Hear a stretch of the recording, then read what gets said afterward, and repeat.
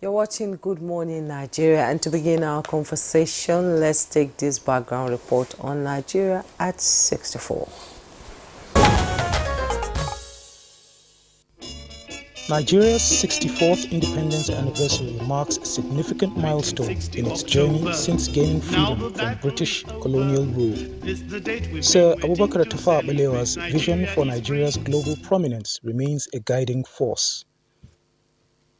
Despite facing military coups, economic instability, and corruption, Nigeria has made notable strides.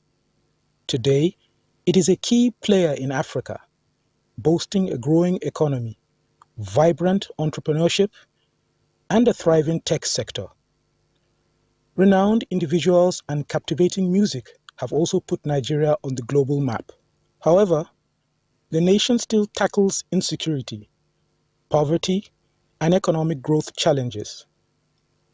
President Bola Ahmed Tinubu's administration aims to address these through economic and energy diversification, infrastructure development, and human capital growth. The theme for the 64th independence anniversary is reflecting on the past, inspiring the future, and encouraging Nigerians to share their thoughts on being a nation at 64. Our guests will explore Nigeria's progress, challenges, and prospects. Get ready for a fascinating discussion as Nigeria refuels towards the next lap. Thank you, Ibrahim Dan Hamidu, for that background there. Now we have our guests seated in the studio to discuss Nigeria at 64. And first, let me just introduce Professor Nuhu Yakub. Is the former Vice Chancellor, University of Abuja and Sokoto. Professor Yakub, you're welcome to Good Morning Nigeria. Thank you very much. Good to have you, sir. It's a pleasure. Also, we have Comrade Issa Aremu, Director General, Michael Imodu, National Institute of Labor Studies in Ilorin, Kwara State Capital. Comrade, good to have you again. Very well. Happy independence in advance. In advance. Already we're celebrating. Yeah, And also joining us in the studio, we have Dr. Ene Ede, educationalist, journalist, human rights and development advocacy professional. It's a pleasure to have you join us. Thank you so much, and we bless God for the work you do. Coming to the studio very early is not easy. You can say that It's a again, lot of man. sacrifice. Yes. We all pay the sacrifice for, for Nigeria to grow. Thank you. Indeed. All right, let's kickstart our conversation this morning. Are we beginning with the ladies first? Okay. Since you said that. Yeah. Okay, let's start with Madam Ene. Now, from the background report, that Nigeria has made some giant strides in its, development and all that.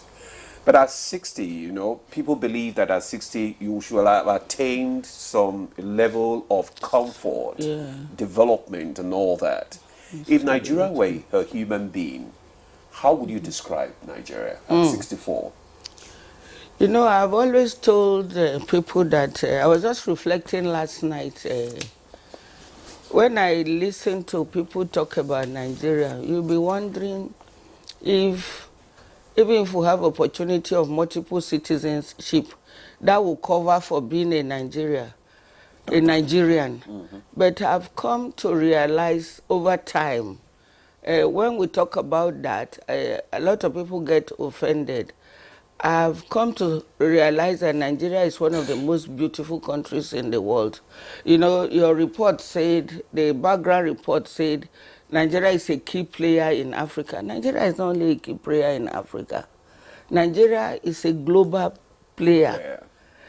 So you're talking about Nigeria at, if it's a human being and you're approaching 60, how should it be? You should mature. But we have come to see too that there are a lot of instabilities, but when you weigh them side by side by the opportunities and the progress we have made, we realize that we have made reasonable progress. And there is what will be the hope? The hope is that we can do better, because a lot of people talk about a few people who want to give us bad name. The number of people who are patriotic, who are genuinely interested in Nigeria, they are more. So how do we step that up? So looking at Nigeria at 64, Nigeria should stabilize more than it is now.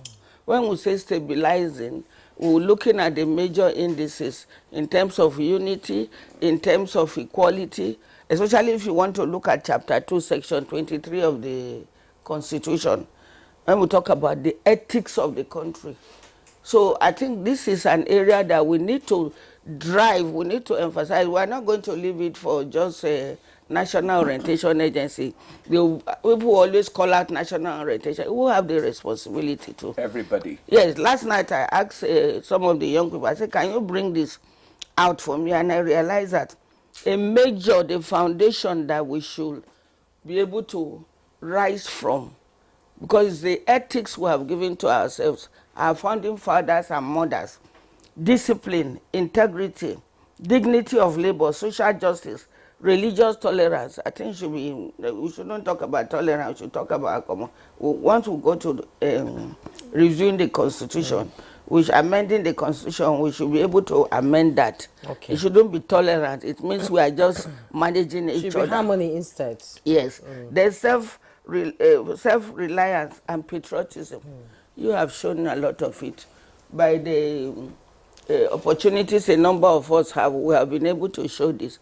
So how can we look at this as a takeoff point for us? How do we amplify this? I've not heard so much conversation about this. Okay. So if we are able to look at this personally, as groups, as individuals, as politicians, different categories of Nigerians, if we look at this critically and we're able to internalize this, it is easier to achieve the nationhood we aspire to have. Outside this is not very easy. This is what we have given ourselves, whether you're a Christian, a Muslim, a free thinker. So for me in Nigeria at 60, should be moving towards 64. 64, sorry. Should be moving towards being in charge of so many things in the world, especially now that we are looking for position at the United Nations. It should come natural to us because we have everything to be able to get to where we need to be. So Nigeria is a beautiful country that is waiting to be properly harnessed. Indeed. Let's bring in Prof to have his own view. Yes, we're going to go around so that we have an idea. Let's have your view of if Nigeria were a human being, how would you describe him? Well, I think there is a disparity between human beings and a nation state. It's a metaphor, actually. Well, I mean, it's a metaphoric expression. Yeah, well, yeah. If you put it in context, you know, a human being at 64 is expected to be matured, an adult, a person with responsibility. Okay, and is expected to have a family. Is expected to have, even if the person doesn't have family, is expected to actually see what is it that he or she should contribute to the development of the country. And in even thinking about that, you know, it has to be on the basis of the cooperative nature, because not single individual can actually build a country. It's a collective effort. But as a nation state, it's a number of, I mean, different kettle of fish or whatever they call it. Because, you know, if you look at the history of the humankind, you discover that all the societies that the humankind have, you know, lived in, we're talking of, you know, several hundreds of years or even millions of years. You know, so, and there is no country that has ever stopped or come to the conclusion that I'm stopping at this point because I have developed, attained that level of development that I don't need to aspire. Everybody is trying to actually see to what extent they can improve on God-given resources or resources and on other things that we have. But I would say that as a country, we're still young compared to countries that started very much earlier. If you take off Ghana, China, we're talking of go and see the Great Wall of China. I mean, at the time it was built, I have been to China. At the time it was built, I don't think the Chinese have the sophisticated, technologies they have at the moment. And it is an edifice that anybody who goes to China will want to go and see that how on earth was it possible. Also look at Egypt, the pyramids. I have also been to Egypt and I've seen to what extent human, effort, ability of human being, has been translated into concrete structures that have, stayed for several years. But I mean, some of these structures we're talking about, they were talking about in the BC period, not AD period. So Nigeria is still, to that extent, or comparatively speaking, a child.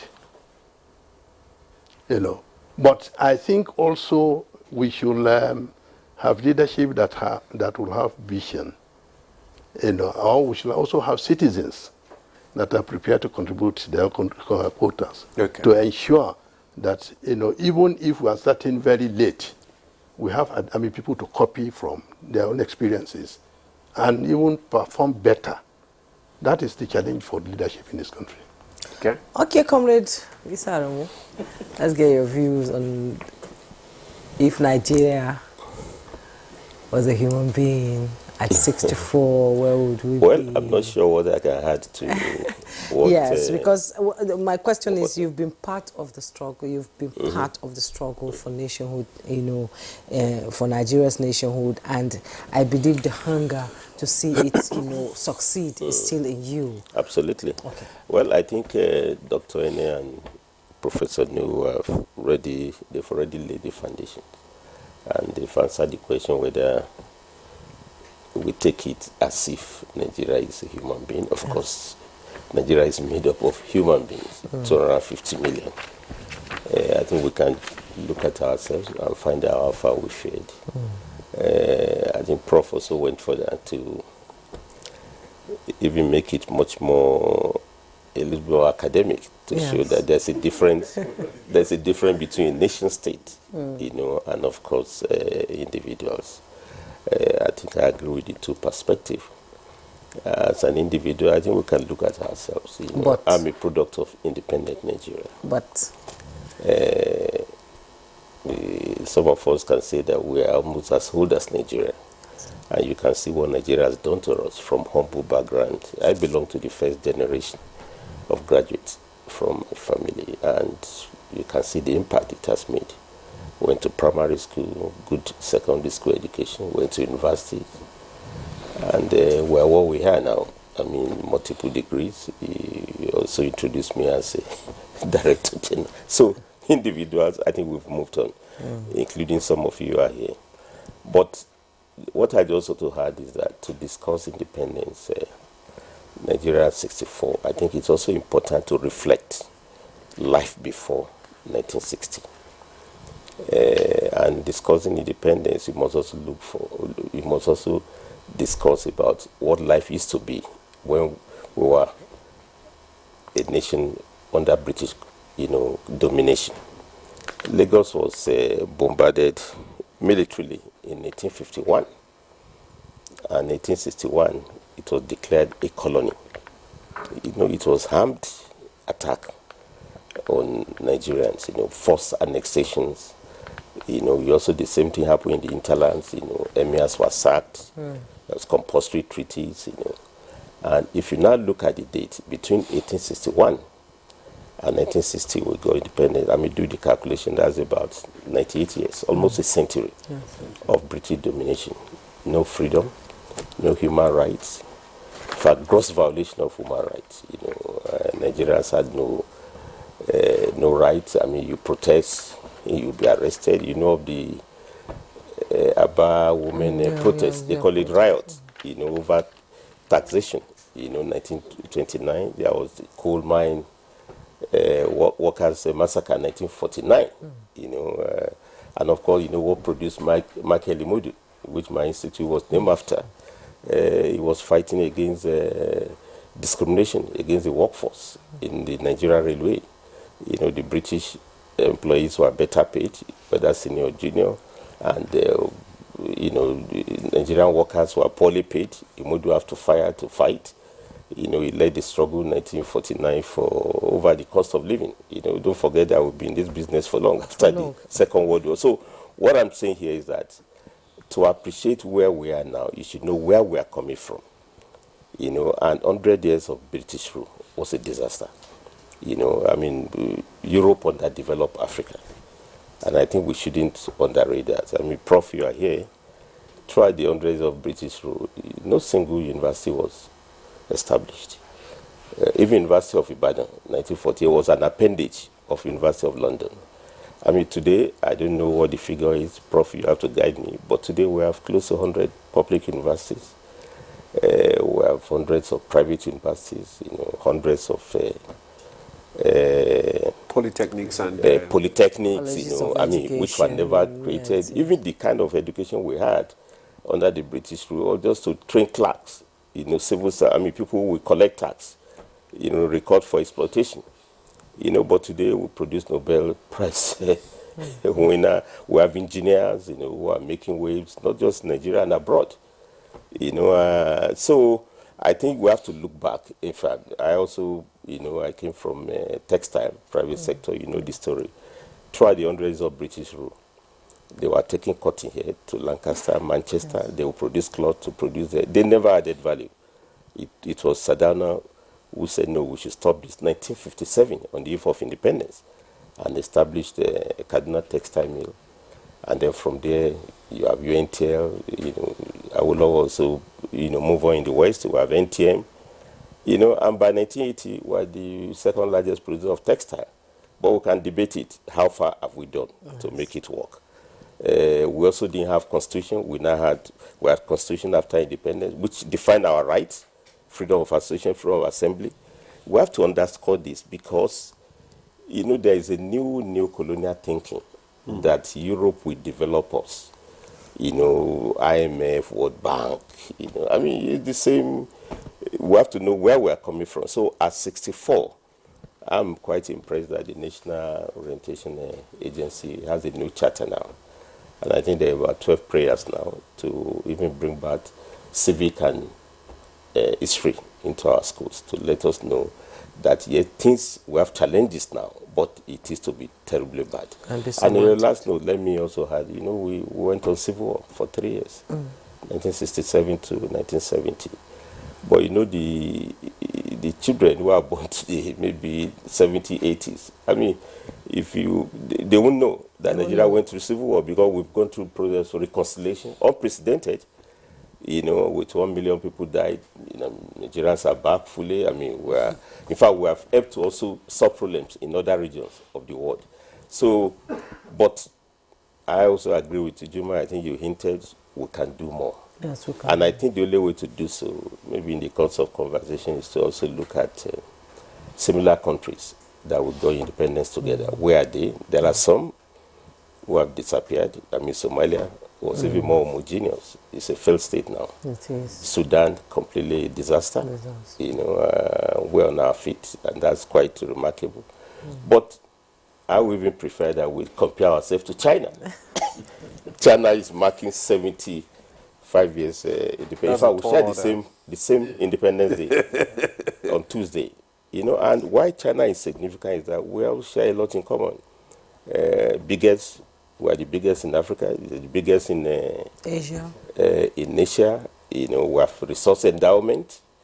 In fact, we even have more than China, but China shows that human resource is the greatest. Human resources. Yeah, that could be well which valued. We have. Yeah, which we have. China has gone to the moon. China is adding value to its resources. They collect crude oil here, they refine, and they are willing to give up. We used to and refine collect that. raw materials and bring the drugs So for back. me, the real comparison would be how we realize our potential. And that's why I'm happy with the new But if we keep engagement comparing- we are doing with China now. Well, and it's good to compare, but then we shouldn't compare too much so that we don't give No, ourselves. to compare is to issues. inspire us. Yes. That's what I'm saying. To aspire. So to inspire us. You know, and when I say Okay. comparison, I mean, Yes. there was a time we were ahead of China. Yeah. really. Yes, yes, So yes. we could do better. So what has China done? And I think let me Differently. end up on this note. Yes. Interestingly, China started development planning almost the same time Singapore. we started. All right. Yeah, and they are running 14th development plan now. We have abandoned our own, so we should thank return you. back to development. Thank you, Comrade Aremu, Thank you. for your contribution there. You talked more about, reflecting on the past for us to be able to project for the future. And the theme for this year's is honoring the past, inspire the future. Now, let's look at the contribution of our founding fathers, the foundational fathers, like Dr. Nnamdi Azikiwe, Chief Obafemi Awolowo, Tafawa Balewa, Ahmadu Bello, and all that. Would you say their contribution actually shaped, correctly where we are now, or what they had in mind? Would you say it's what we are realizing now? Yeah, thank you so much. Thank you, Comrade. Thank you, Prof. I'm glad about the balance. I know to eventually, when we get into the conversation, we'll also be able to talk about the contribution of different generations of civil society actors that shape where we are today as a complement to the founding duty fathers. bearers. When you also talk about the founding fathers, I'm not a feminist, but I believe in equity.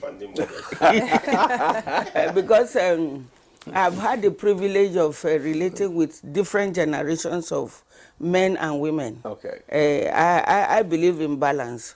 I am not one of those who say, oh, men are responsible for our problem.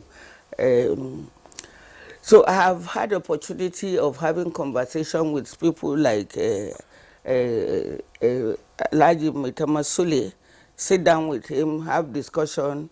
Someone like Ambassador Judy Tata, Chief Mrs.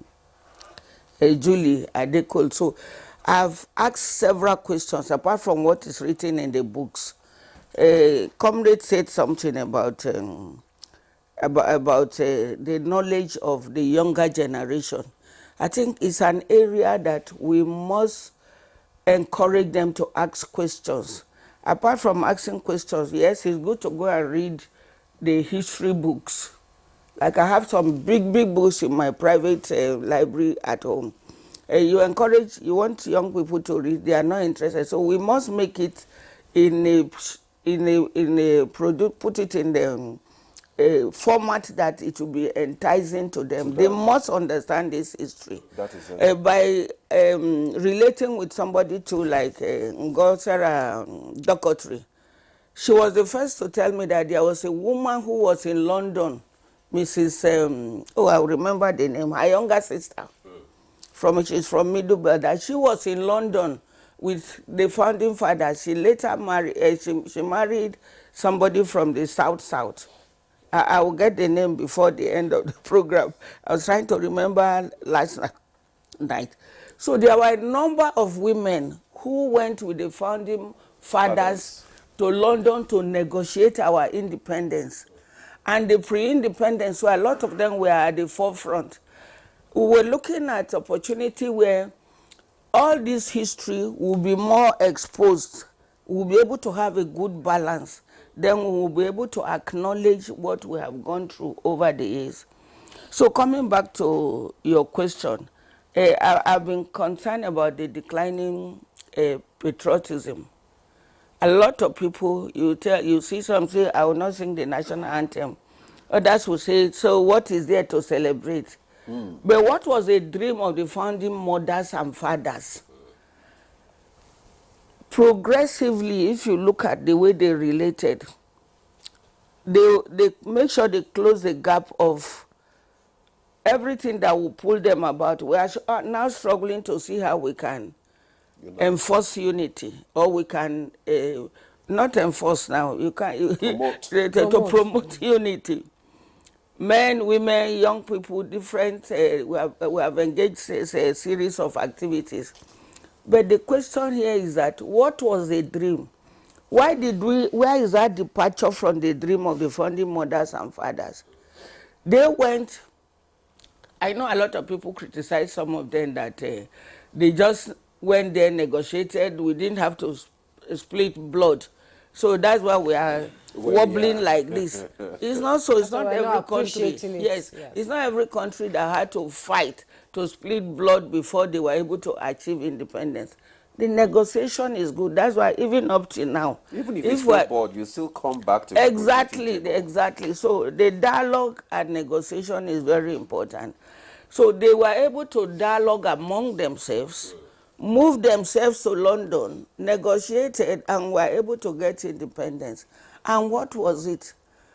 Yes, a lot of people have difficulty with the constitution, but it's a good starting point. And it's good that we are now saying that, look, we need a constitution that will be more unifying. We need a constitution that gives a sense of equity according to chapter 2, section 23 of the constitution. So what was their dream? Their dream was for everybody to be united, to have a prosperous country. So are we able to maintain that? Why do we have, I grew up, I was a full-time housewife, married to a politician who was a member of the House of Assembly.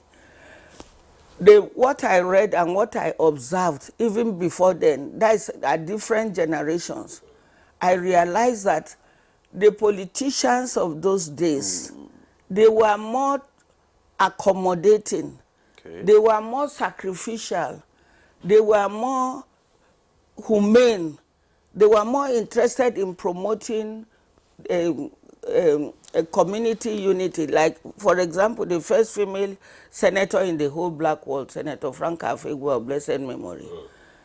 She was the only woman in the Second Republic, yet she was able to promote a lot of bills, a lot of motions, and she was not put down like some of the things we see in the assembly now, in the two chambers. They say, oh, you sit down. And they begin to talk down on women. So what can we do to be able to reflect on that past where there was, you motivate. I remember one of your directors, Mrs. Jennifer HMB. Yes. She was in the Constituent Assembly. She was pulled from NTA. So how do we get to a level that you may not belong to a political party, you may not belong to MPN, NPM, AMPP, GMPP, but I realized that they were focused on the good of our country. How do we go back to that? This group of politicians we have now, the way they are behaving, because the behavior is not in consonance with chapter 2 and section 23, which is a takeoff point for us. So what can we do? The dream of our founding fathers, even though they have some challenges, they had political violence, but not to this magnitude we are seeing now. So what can we do? As we are reflecting, what can this group of politicians, do they need to be taught, Prof? I don't know if they will need to be taught, or we'll have a seminar we are used to gathering. But the anxiety of many of us is like, I was speaking with Adagbo, chatting with Adagbo Noja, like fantastic young man. And he now told me that, oh, I remembered you when we were at Kano for the review of the Constitution, that there was gender war, it was gender war. So it's not supposed to be a warfare thing. It's supposed to be, okay, bring your argument, I bring my argument, and we're able to come to a consensus. The founding fathers and founding mothers were able to come to consensus. They were more relational. They were more in tune with each other. Yes, they were able to honor the dignity of the human person. It's not like, oh, you are from the north. You know, many people, when they see people like, oh, you are from the north. Oh, we used to think that many northerners are, stereotype and all that. But how do we break this wall down Okay. and begin to see human beings and human beings. Because the founding fathers had laid the foundation. Yes, they had little challenges here and there, but it's for us now to overcome all those challenges. They laid fantastic foundation for us. So how do we build on? And how do we build on quickly? Because many of the young people are impatient with us. That is true. Professor Nu, how do you build on, like she said? Building on the laid foundation. Yeah. Let me put it in the context of the experience we had, particularly from independence. I think it is, even for the benefit of the younger generation, we have to put it in context. They were trying, not that they actually laid good foundation, with due respect, as you put it. They were trying, but for me, the turning point was the military coup of 1966. Yeah, they were trying to, because, and I also want to put in the context of the fact that it was at a point in time Nigeria became a federal entity. Federalism was adopted as a system of governance. And then we had three major, from independence, three major regions. In 1963, they added the Midwest. Okay? And what was actually the driving force was the good competition that took place among these regions. Yeah. So, for me, they were already, in the process of nation building. That yes, we are all agree we are different entities, culturally, linguistically, religiously, and so on and so forth. But it was not that we are not able, Okay. to sustain unity of this diverse group. And they were in the process. But then the military came and the whole trajectory changed very dramatically. Let me remind us that when this coup took place in 1966, Nzegu, who carried out the coup, said, the politicians were 10%ers, they were corrupt. But what have we gotten as an experience of military governance in this country? Is it not more corruption? Are they better than the civilians? And of course, the other dimension of it is that the politicians, right from the Second Republic, that took over from the military, at any point that there was military intervention, we also discovered that the politicians have immersed themselves into this corrupt practice. So what we are having now, I would rather say, is a negation of the attempt that the founding father or the founding mothers were trying to put in place. How do we bring that, fraction? This is the question now. Because, we really need to go to ask ourselves, nation building, the development of this country, how do we go about it? I think we are still yet to define, what challenges we have and how do we go, about this. I don't think that the issue for this country is should be religion. That is, everybody cannot be a Muslim, everybody cannot be a Christian, everybody cannot be a pagan, whatever it is. At the same time, we have to allow people to exercise free, because we say we are practicing democracy. Let people be free to choose what they want to do, but in the context of the overarching laws. Within the law. Yeah, overarching laws that that will help us to actually approach nation building, development, and also democracy, because these are the key issues that we really need to tackle at this point in time.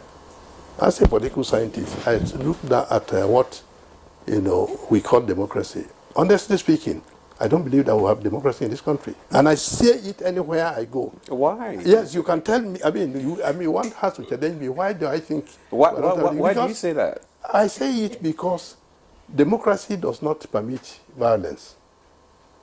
the election of last week in Edo State, the stories I had, was that it was peaceful.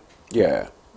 Relatively generally. peaceful, yeah. Yeah, but people are now also, especially those who have lost the election, they said they were, either they were driven, I mean, some of the agents were driven from what is it called? From the polling unit. The polling unit. Or collation or center. the results have been manipulated.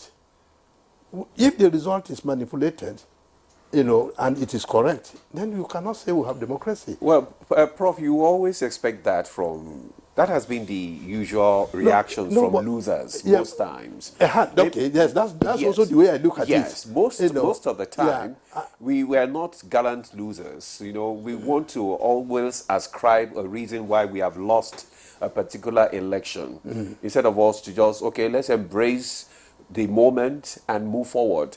Now, let's re-strategize and plan for the next election. But we'll say, no, it was fraught with a lot of violence and all that. Yeah. In fact, I quite agree with what you are saying, Yes. because I when I woke up on Sunday of not yesterday, Sunday of last week, when the results were being collated, I was keen to know which party was leading. And what I look at, or what I saw on the screen, was that in some local government areas, PDP will be leading. Yeah, in some other local government areas, it will be APC. Yeah. Of course, the Labour Party was not in the competition. Yeah. I mean, we can just grant them the As fact expected. that they also participated, which is welcome. But then, suddenly, I discovered that the APC, had torpedoed, the PDP, and they are not leading to the extent to the extent that at a point in time it was now announced that they won the election, and when on the screen we were seeing that PDP was leading, nobody was talking. So we have really challenges. We have so many challenges. We have real challenges, but the way some people try to look at these challenges is either to attach it to religion or to ethnicity. And this is not helping us. Actually, what even aggravated the whole issues, this social media thing, because a lot of people, because of their access to social media, they just post. Exactly. And people The do not results verify. were posted, most of these more than things were not 6 hours. verified. Yes. It wasn't posted by INEC and all that. So, anyway, thank you, Prof, for your contribution there. Let's move on. Comrade, you have heard Dr. Ene and Prof, and they've raised a lot of issues, especially how do we handle these various challenges. Like Dr. Ene said, even the youth, they have become very impatient now. They want things done like a snap of their finger, and they are not ready to read. How do we get across to them? How do we make them interested in the Nigerian nation? I think first let me Prof is my teacher, so there's a limit to which I can only NTA can make me to face my teacher. But he raised an interesting point to say that he doesn't think that we have a democracy. And one thing that struck me is that for him to have even said that we don't have shows that we have democracy. We have. Because Prof, that we couldn't have said, even have this conversation under the military rule.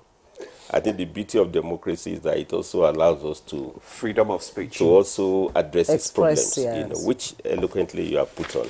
The way losers in election will never accept results. Winners are too triumphant. They are not magnanimous to carry people along. So, but that's the beauty of democracy for us to discuss it. To your question, Demola, that the youths are impatient, I think for me, they are carrying the spirit of the founding mothers and fathers of Nigeria. Because if our founding fathers and mothers, they are too docile, they are impatient, we couldn't have gotten independence. They did. In fact, Zeke, Awolowo and others, they preferred that we could have gotten independence before Ghana. You know, they were really impatient because, I mean, century long of British rule was very brutal. You know, the colonialists actually underdeveloped us, and they said it But was so, time. so you can't say that they were impatient now. No, After what I mean is 100 that they years were of- eager to get independence. I'm talking of our founding fathers, and that's why we got independence as 1960. You know, so I'm saying the desire for change, and they were all very young people. Young Zik and Co, they were in their 40s. Mala Aminu Kano, Were they in their Zagri, 40s or 30s? Oh, 30s, 40s. I mean, 30s, well, yeah. one or two of them 30s, 40s. yes, No, but 30s. today, 40, we're like a babies now. You Yes, know, I mean, if yes. you are 60, they say we're still young. So what I'm Because saying life that, begins at so 40. there's nothing bad being impatient. What is needed is that we should guide the youth very well. But my takeaway on this, still on democracy, I want to emphasize that one of the greatest dividends of our independence is this constitutionalism that we have democracy. And I think Prof pointed out that what set us back was that coup of 1966. I think it lasted 13 years. 1979, we returned back to democracy. Military came back again, and we had another protracted up to 1999. But today we are talking of 25 years of uninterrupted Democracy. so if you look at it, and I've argued before that military rule is actually internal colonialism. So if you look at the number of years we've spent under military, Nigeria is just about 30-something years old, you know, where we have the right to choose our leaders with all the imperfection of the elections, you know, and I think we shouldn't take this for granted. But why I want to underscore is that look at all those people who fought for independence. They were all Democrats. You know, they are civilians. I mean, Abat Macaulay started the first party, NNDP, the National Democratic Party, I think 1922. Then you have the NCNC, which Zik was very prominent. one of the pioneers. National Council of Nigeria and the Cameroons, you know, and all these parties later metamorphosed to, you know, what we call regional parties. You have AG, Action Congress. You have MPC, Yes. you know, which the latest Tafa Balewa, you know, and others formed. NCNC. You know, NCNC, you know, and NEPO, NEPO, you know, which is much more radical of Mala Aminu Kano, I mean, who actually was our hero. Yes. But they were Democrats. But I think Dr. Ene raised the point. They were also patriotic. You know, regardless of their disagreement, they agreed that Nigeria must have independence, you know, and they also negotiated, you know, with the British, you know, they used democratic method. And I think we must underscore this point because all the groups that fought for independence, they were civilians in their own right, politicians, workers in trade unions. I've mentioned Imodu, Michael Imodu, and other, you know, Wabi Goodluck, you know. We had the Gamboso Waba. Yeah, Gambosa, the women. Yeah, in fact, the that's where I women, was yes. going. Then Mrs. Mrs. Kuti. Kuti Yes, and those. Funmilayo. Yes. Fantastic people who really pay sacrifice. Now, Yes. what is the relevance of that to us today? You know, is that I think it's time for us to learn from the way they fought for independence. Patriotism, unity. We need that spirit to build Nigeria at 64. You know, and I think we need a pan-Nigerian approach, bipartisan approach to address the issue of insecurity, of unemployment, of national development. And how do we do that? We need a national development plan. So we need a politics of inclusion, that even after the elections, this idea of winner takes all will not deliver. Winner can take all the posts, but you also take all the troubles. You know, and when you look at our election, it's getting very close now. You know, when you look at the numbers, even the winner is very narrow. If we are running parliamentary system, you can't have a government only by one party. Would you must say- so yeah. in summary, what I'm trying to say here is that, and I think President Obasanjo at a point started to extend to other parties. You know, I think President Bola Tinubu, I mean, Also did brought, that. I mean, I mean, you Wike talk is of from Wike, PDP. and you can Yes, see that yes. regardless And of some his other- party, yeah. it's adding value in Abuja. I mean, his activism, the energies have been positively harnessed. But I think we need to even formalize that as much as So would possible. you say President Bola Ahmed Tinubu is sort of practicing politics how it used to be before? Yeah, of inclusion. I mean, he's practicing it, and he should do more.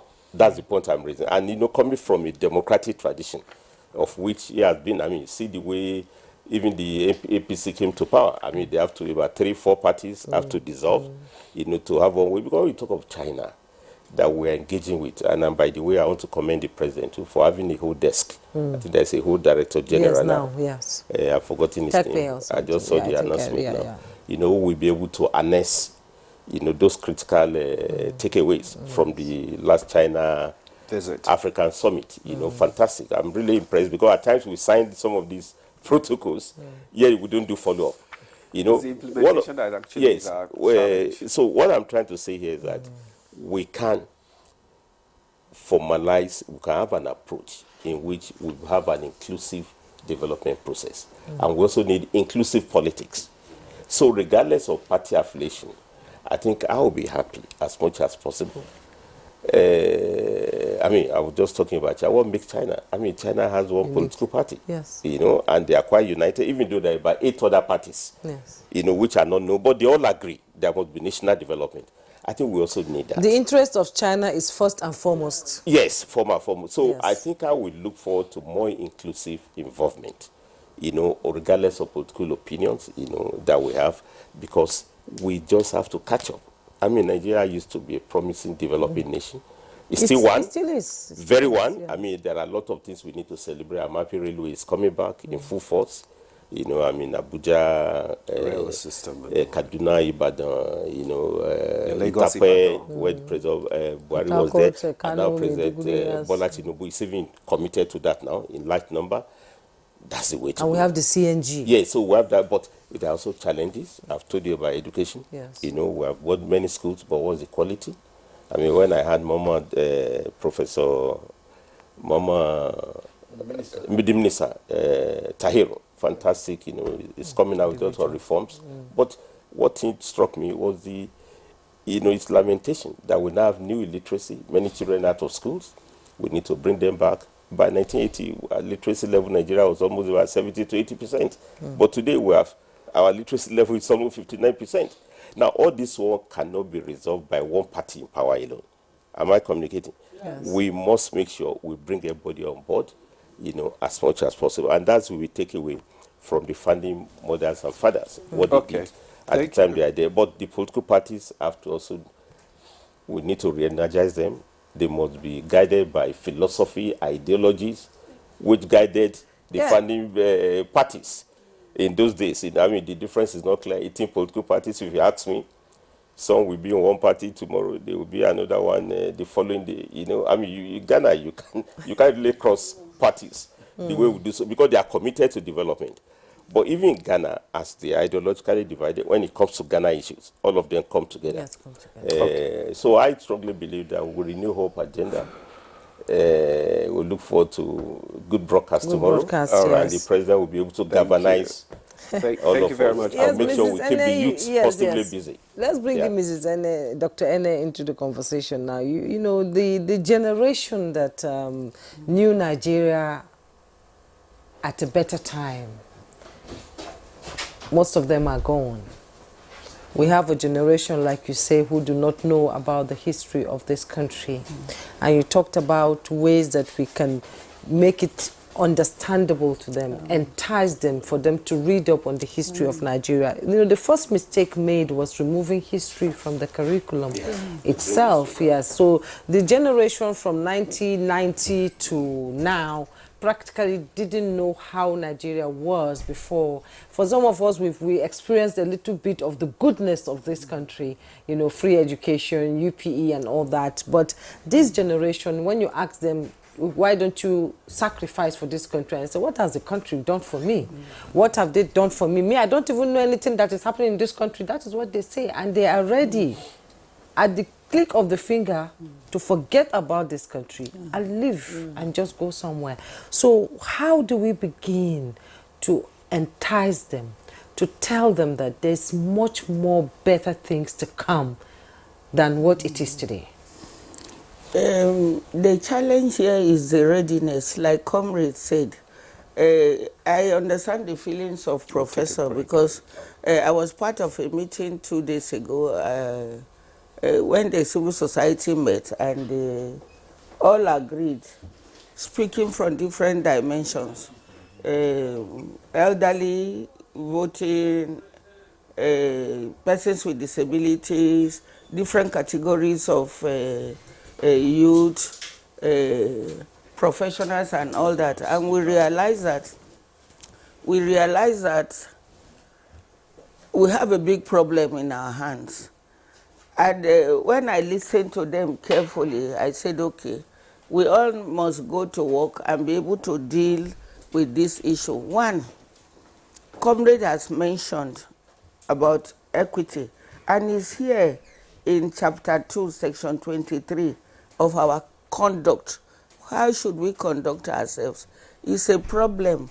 The founding mothers and founding fathers, all the political parties, before independence, the pre-colonial, the first, every stage of our political life, before now, before we begin to see this experience, the ideology of the political parties, I remember GMPP, Great Nigeria People's Party, all the political parties, their ideologies were very distinctive. Politics without bitterness. Yes, but now you are not sure of what they are talking about. All of them are just playing games. So how do we, for us to be able to motivate the younger generation or the younger adult, or motivate other standbys, people who are just standing by, the multitude who will come and change this country, who have been reflecting over what has been happening? You have to get people to be able to see the sincerity of the political class. Comrade Issa has said something. How many of my colleagues, like 10 of my senior colleagues in the media, who as a result of commitment to their profession and to the country Nigeria, today they are visually impaired. One of them was talking to me last night. He said, please, you interact with the people at different levels. Can you tell them that many of us who are in this condition as a result of support we have given patriot acts that we try to display, that even the palliative they are sharing, it doesn't get to us. So this is an adult who has become suddenly invalid, that lost his sight, what they call blind, visually impaired. So what can you do to motivate such person to be able to bring out the best? He has the experience. When you also talked about the best not being available, we have higher dimension of goodness, skills, energy, knowledge.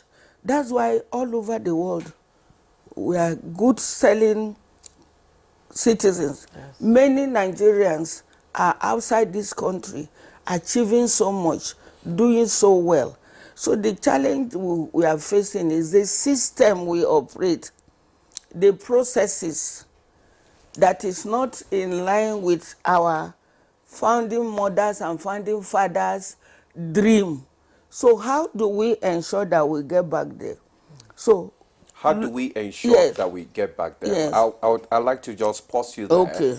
Because my director is calling for a break. Oh, when okay. When we come back from the break, you will continue okay, from where we stop. So we take a break now. The conversation continues. Stay with us. You're welcome back. This is still Good Morning Nigeria on the network service. Interesting conversation of NTA. And our conversation is still on Nigeria at 64. And before we went on break, Dr. Ene, you were speaking on... Yes. You can continue your conversation now. You see, I believe in behavioral change communication, the communication that can change somebody's behavior to be more positive.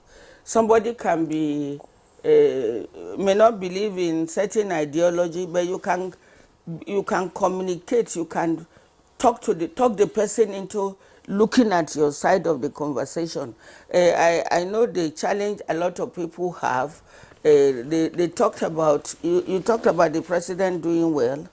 He can do far much better. You know why? Where he's coming from and the opportunity he has to change things. But look at the challenge. One of the challenges is his media team or his communication team, the managers. They are not able to communicate the gains of the administration. They are not also able to coordinate among themselves. They are also not being able to also talk to Nigerians in a language that they will understand. You can't bully somebody into looking at your perspective. So if we are able to tone down the Rhetorics. the wave, the high wave of conversation from there, it will be helpful. One, we've been asking, yes, the president has made attempt to bring in many young people, many women, but what stops us if we have 50-50 or 75% women to change? Because we are in a crossroad. We are not saying this because women are greedy or they want to collect position. You talk about equity too.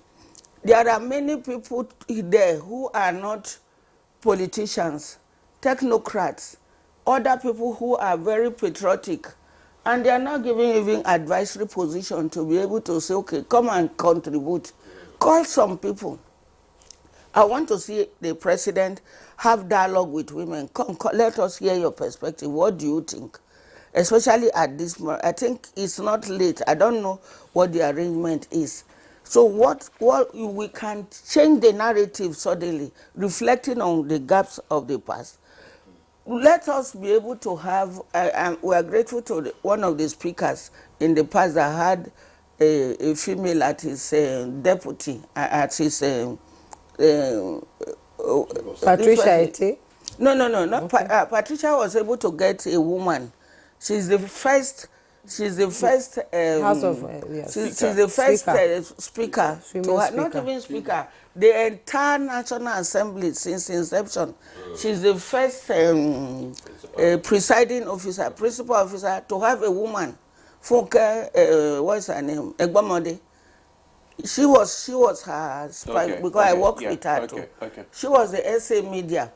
So why can't we promote that for a while and see what the difference will be?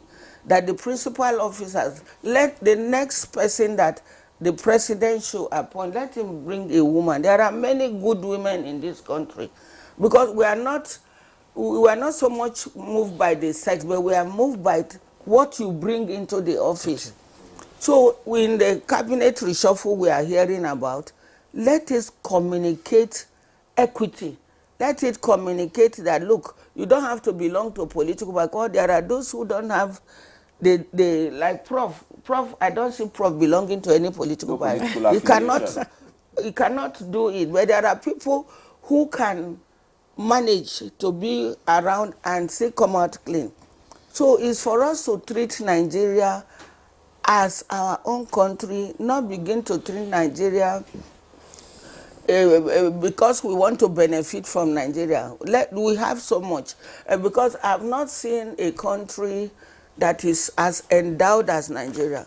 The soil, anything you put in the soil, it grows. Around where I live, anything I put there, I've planted parsley, celery, everything I planted there is growing.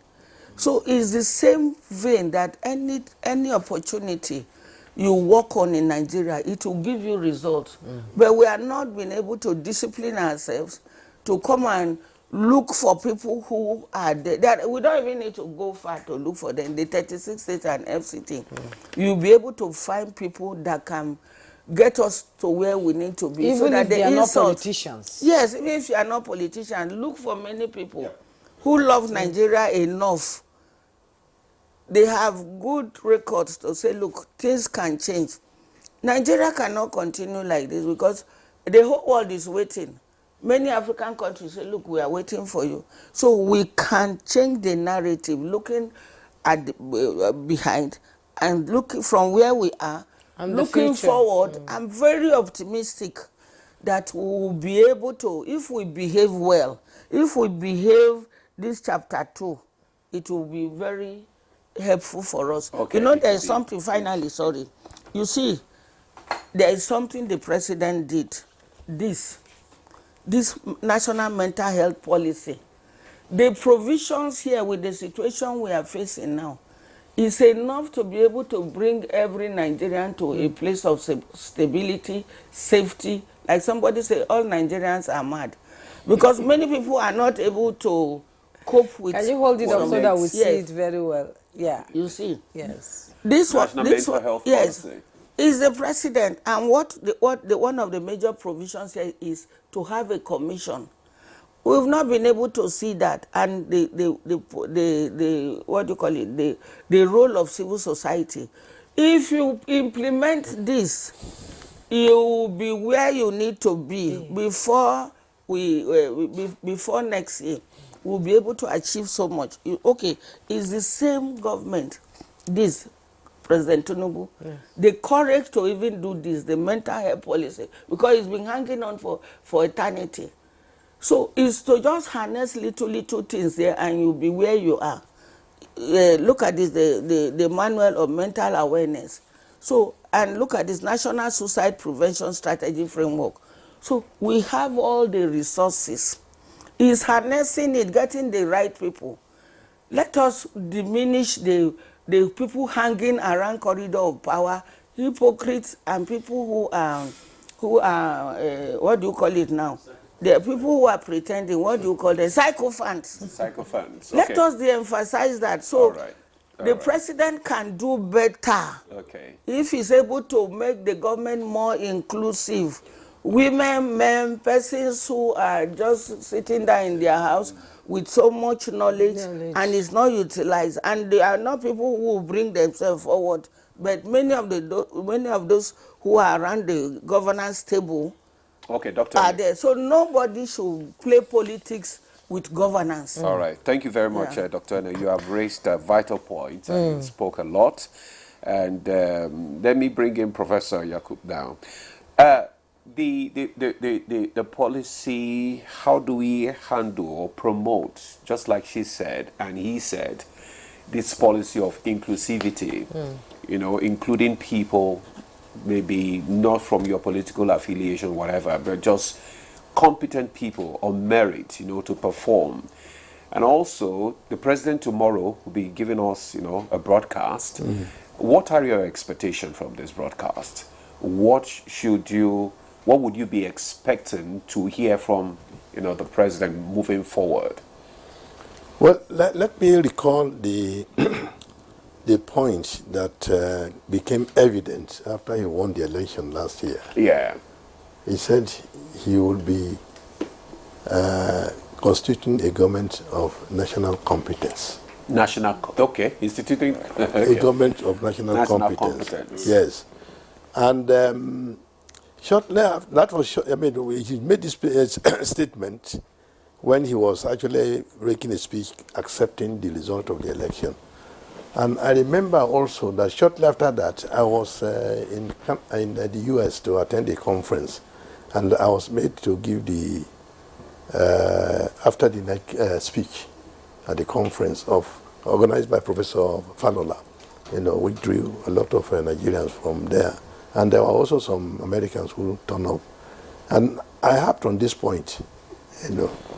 I think the issue is we have to define our politics. Define it. What is the objective? What do we actually want to bring about in this country? You know, and when you define it in this way, you come up with, you know, what one would consider as, you know, factors that may likely even also create problems for you to achieve the objective. In other words, you know, we will have challenges.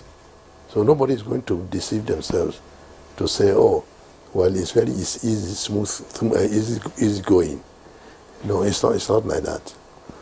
I want to therefore draw the attention of the Mr. President to look at this comment of national competence. National competence. It's a very key point he made on acceptance of his victory.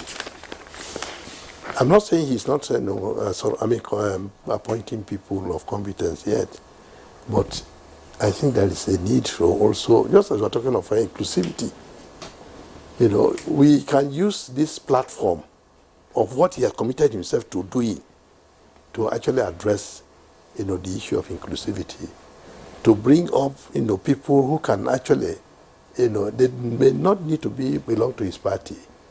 Okay, let them also, because they have, contributions to make to the development of the country, to the political development of the country, economic development of the country, social development of the country, and you bring them in. It is going to go a long way, in helping, himself and also helping Nigerians to be on a trajectory that will lift up from, what I usually refer to as the general poverty in this country. We have resources. There is no doubt about this. We have resources, but because we have also not put in place a mechanism to actually, optimize these resources. That's why we remain, underdeveloped.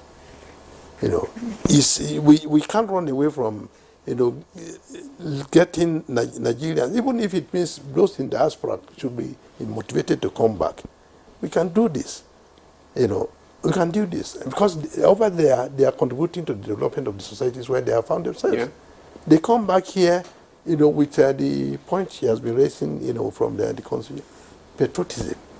This is also a very key point. Everybody, all of us, there's nobody, who is anybody. Let me put it that way. There's nobody who is anybody that cannot actually add, even if you call it, very little contribution to the development of this country. Therefore, he needs to go and find out who these are. Okay. Also, get people who can advise him on, the commitment he made. Let him, address this, and we'll move. In fact, there are people who want to, find a way of getting integrated into the machinery of governance. Yes. Okay, but they are also very shy. They don't want to go out and be seen to be people who are begging for jobs. Yes, they will look at. They may even push him aside, and in the end, who do we get? People who may not even be so committed. So I think, his government should actually come up with, a policy measure that can attract people or that he can use to get people close to him. We have the talents. Okay. It's only how to motivate them or include them in what we're doing. I have had, when the SDF was my governor, I had written to him, including Governor Suswan. I wrote to him that I don't need salary, but that I have knowledge to be able to support the state. I wrote application for appointment. People were laughing. So he said, I didn't ask for money. I said no. You just wanted to contribute. Yes, you want to add value. Yes, add value. Just want to contribute, and people were laughing. So I agree with you. They found it very strange when he was governor. And he said, "Oh, this work you are doing, the publishing, your color is changing. Just go and rest." And there are people who genuinely want to make contributions, but they don't know do how to go about it, and they are not politicians, and they are shy. Yes, and most people who get appointment now are those who contributed to the campaign. But if we are, there's this argument that if we are really practicing the presidential system of government, which the US is practicing, before once a person is declared a candidate of a party that is going for the presidential election, you find out that he already has a team. He already has script writers, he already has his lobbyists. This is something we miss in this in Nigerian government. Lobbyists, people who lobby for people who are competent to come and serve a government for the collective good of the country. How can we get to that point? Well, I think how do we get there? we all look forward to the President's address tomorrow, and President Bola Ahmed Tinubu is better positioned. Even his mantra of Renew Hope agenda, I think what we look forward to tomorrow is to rekindle the hope. Interestingly, he brought back the old national anthem. So I look forward to the President to hail Nigeria and Nigerians tomorrow. Yes. Hail Nigerians and Nigerians that we have survived 64 years, regardless of what we have. This is not a failed nation. And it should also hail Nigerians that it's part of the challenges. Nigerians are still committed, to the task of nation building. I also look forward to the President tomorrow to underscore the importance of democracy. Yes. We shouldn't take this for granted. 25 years of democracy. Yeah, but Prof, maybe what we need to do is quality control of this democracy. We've produced presidents, we produce governors, but we need to translate to good governance, introduce, and that is about integrity of our elections. But what I even want the president to let people know is that we've come a long way. That democracy may not be perfect, but the alternative to imperfect democracy is more democracy, not less. We can't return to anybody who doesn't have our mandate. I think we need to underscore that. Then, I think the last one is what you have already raised. Tomorrow should also be an opportunity, to amplify some of those progress that we have made as a nation. I'm from Labour, that's my background. And I can say that there are challenges of unemployment. Our youth, they have all the certificates, BA, MC, MSc, PhD, but they don't have the RACE certificate, which is JOB, jobs. But there are also some merits that we are making some progress. And skills. So, and skills, President's even committed to what they call skill upgrade, which is fine. So, but we should also underscore this minimum wage, which had just been signed. Very, very important, because honestly speaking, we need highly motivated workforce. Am I communicating? Yes. And we should be well remunerated. But that we even have a new minimum wage, 60. Indeed, since Nigeria has started this business, it's significant. And we did so through negotiation, freedom of association, assembly. When does it take effect? So I think the template is out now, effective from. Is it July or May? I think it's July, and that was also agreed no longer by the May. president. No. Yes, I also watched the CNG buses, which have just been delivered to some section of Labour Road Transport. I hope we will make that one to be national, to be everywhere. Okay. So I think we have to raise the hope that yet there are challenges, some progress has been made. All we need to do is to consolidate that better. But that requires constant communication. Okay, we have to consolidate on the gains that we already have now. And like he said, for democracy, you need more democracy. Just the last one. We're a bit too insular, even in terms of our foreign policy. I think we should talk about that.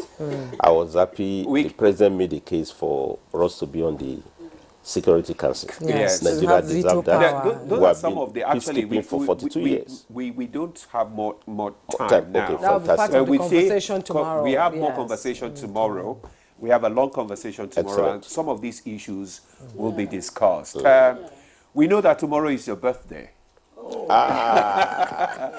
Tomorrow is your birthday. I'm not going to ask you how old you're going to be. He's an independent, independent baby. So we're talking to independent Dr. Independent, That's why she's so passionate about Nigeria. You see this, the person who made this for me, I was supposed to use it for my 60th birthday. Okay. She was born in 1960. She lives in Okene. So the question I've been asking them, I say, so when will you bring such a woman from Okene to come for a program like this? Because it makes more sense. Because she was born in 1960. And she's making this. She made 4 sets for me. And she made something very beautiful. So right there, she's so patriotic. She's so generous. And she made it very cheap. Very cheap. Okay. So how can she benefit? How would And she it's so be beautiful. part of It's beautiful. the celebration at the villa? And why are they always hiding inside the villa to do this?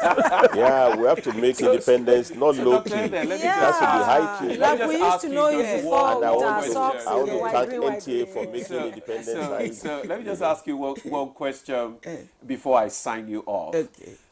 What birthday gift are you expecting from the president tomorrow? Just for him to tell politicians, you need to behave well according to this chapter 2, section 23 of the Constitution. Good behavior that will make people happy. I want people to eat. My name, Ene, means mother. Okay. You cannot be happy when your children are hungry. All right. Thank you very much, the mother. Thank you. All right, Dr. Ede, thank you so much. Educational pleasure. journalist, human rights and development advocacy professional. Thank you for coming on Good Morning Nigeria. It's my pleasure. And thank you for your contribution. Well, Professor Nuhu Yakub is the former Vice Chancellor, University of Abuja and Sokoto. Thank you so much, sir, for your contribution. You're welcome. And comrade, as usual, we thank you for coming on Good Morning Nigeria. Thank NTA for making independence Day not low key but high key. Yeah, Comrade Isaremu, Director General Michael Imodu, National Institute of Labor Studies. Thank you so much, ladies and gentlemen, for contributing immensely to this conversation. The conversation continues tomorrow. Don't forget to join us. I am Juma Yusuf. And I'm Ademola. Do have a fabulous day.